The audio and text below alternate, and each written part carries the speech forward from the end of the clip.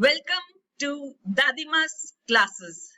Today we are going to enjoy the poem Abou Bin Adhem by Leigh Hunt. Abou Bin Adhem, may his tribe increase, awoke one night from a deep dream of peace. And so, within the moonlight in his room, making it rich and like a lily in bloom, an angel writing in a book of gold, exceeding peace had made Bin Adhem bold, and to the presence in the room he asked, "What writest thou?"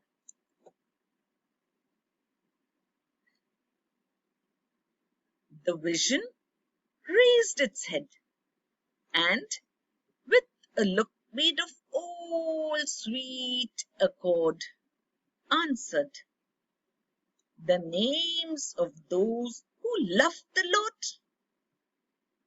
"And is mine one?" said Abou. "Nay, not so," replied the angel. Abou spoke more low, but cheerily still, and said, "I pray thee then, write me as one that loves his fellow men." The angel wrote and vanished. The next night it came again with a great awakening light, and showed the names whom the love of God had blessed. And lo, Bin Adhem's name led all the rest. I thank thee, Lord, for having taught us by the pen. Now we shall go and do some simple explanation of this wonderful poem that has recognized the greatness of Abou Bin Adhem and has penned him to immortality.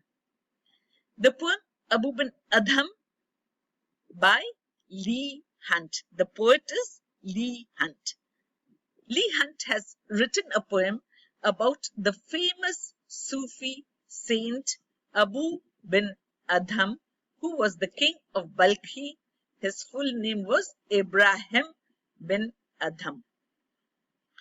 Abou Bin Adhem, may his tribe increase. People like him should increase more and more. His tribe, people like him, his generation, his descendants, so that more and more people are like him. So the poet is giving a prayer to God, to Almighty God, and because this is not a part of the poem about Abou Bin Adhem, but is something that the poet Leigh Hunt has said, so Leigh Hunt has put it in brackets, parentheses. So one night Abou Bin Adhem awoke. He was sleeping peacefully. He was dreaming peacefully because he feared no one. He was a truthful, honest, God-loving person. So he was sleeping peacefully. There was no disturbance in his sleep. He was tranquil and at peace. And when he awoke, what did he see? He saw. And how could he see? Because in his room there was moonlight. The moonlight was streaming inside his room from the moon. The moon was outside his room and the moonlight was coming into his room. And what did it make his room look like? It made his room look rich. It made his room look like a lily in bloom. The room had a peaceful, beautiful atmosphere, and it looked very silvery with the silver moonlight coming into his room. Contrast that with the book the book with the angel. He saw an angel writing in a book of gold. The golden book and the silvery light in his room gave it a beautiful, peaceful glow. And when Abou saw the angel in the room, was he frightened? No. He was a man of God. He was not frightened of angels. He was very peaceful. exceeding peace, too much peace. He had a lot of peace in him. And that made Bin Adhem bold, fearless, and he could talk with the angel and to the presence in the room. Who was present in the room? The angel was present. Instead of repeating angel, angel all the time, the poet Leigh Hunt has said to the presence in the room. It was a presence. It was not a human being. It was not an animal. It was not a physical being. It was a being. It was a supernatural being, not from this world. And to the presence in the room, that is, to the angel in his room, he, Abou Bin Adhem, said, "What writest thou?" What are you writing?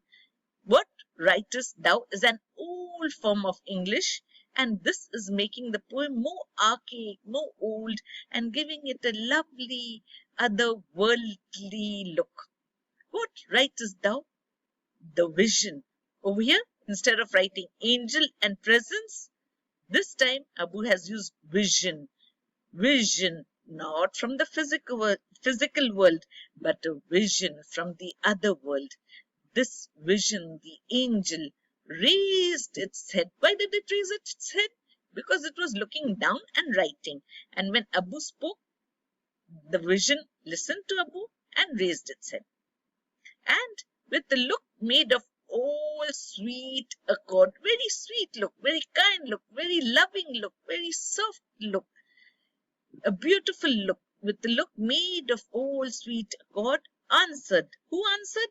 The angel answered that it was writing the names of those who love the Lord.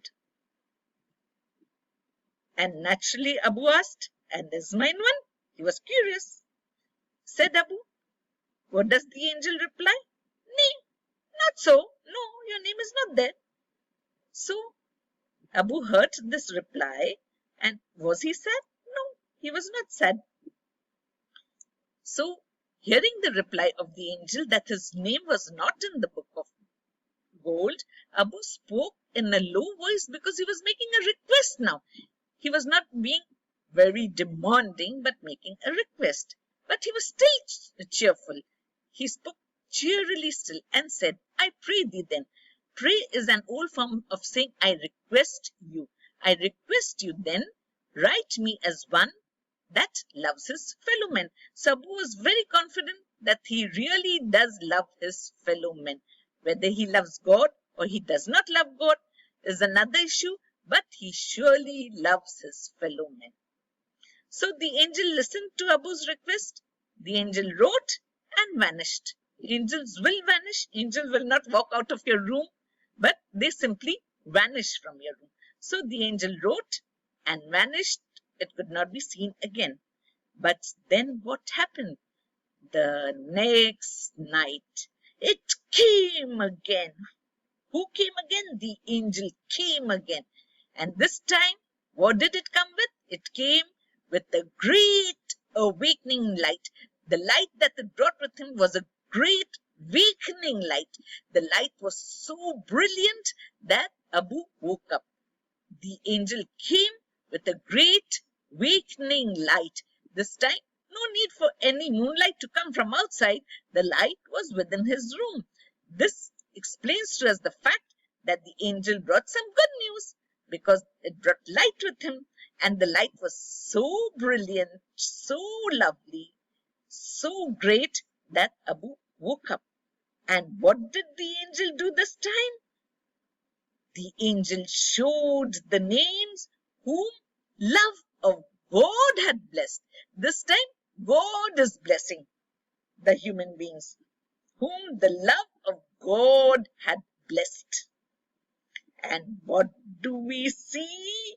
And lo and behold, lo is a surprising word. And lo, Bin Adhem's name led all the rest. So Bin Adhem's name came first in the names of those whom the love of God had blessed. It's a beautiful poem, and I thank thee, my Lord, for having taught us by the pen. It's very kind of our Lord to teach us, and we can understand this beautiful poem. And here, what I have just explained to you is written over here. You can read it for your ready reference, and once or twice if you read it, you will understand it better and better. And we see that this poem is in the rhyming couplet. By rhyming couplet, what do I mean by rhyming couplet? It means that the last line, that the last word of the first line and the last word of the second line are rhyming. Increase peace. So we say A. Room, bloom, B. The last two words of the two lines are rhyming. When two lines rhyme, we call it a rhyming couplet. This is the rhyme scheme. A, B, gold, bold, C, said, head, D, accord, Lord, E, so, low, F, then, men, G, night, light, H, blessed, rest, I. So this is your rhyming couplet. And okay, let me tell you a little bit more. The rhyming couplet, we also see that there's alliteration where the first alphabet, D, dream, bot, writers, W, nay, not N. So this is alliteration. TH, then is alliteration. And let me tell you, there's a simile also over here. When you compare two things that are not the same, but we say it is like one thing, making the room rich, making it rich, making M-A-K-I-N-G, making it rich, and like a lily in bloom. The room was like a lily in bloom. Assonance, we also have assonance, the repetition of similar vowel sounds, which is making it rich, I. Abu spoke more low, O. So I hope you enjoyed this poem. All the best. Do enjoy it, and let us hope that we also belong to Abou Bin Adhem's tribe and become like him. Okay. All the best. Have a good time.